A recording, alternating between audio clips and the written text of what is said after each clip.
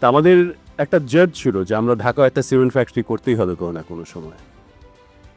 তো সে অবশেষে সে জেদটার একটা প্রতিফলন ঘটলো, আমরা একটা সিমেন্ট ফ্যাক্টরি ঢাকায় করলাম।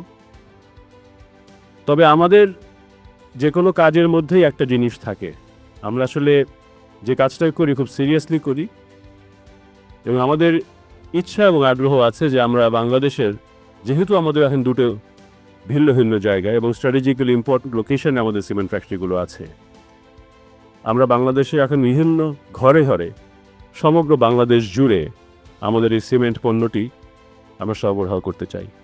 আমাদের এই প্রজেক্ট করার সময় আমাদের বিভিন্ন স্টেক হোল্ডার ছিলেন, অর্থ প্রদানকারী, অন্যান্য সরকারি সহযোগিতা আমাদের প্রয়োজন হয়েছে, বেসরকারি সহযোগিতা আমাদের প্রয়োজন হয়েছে।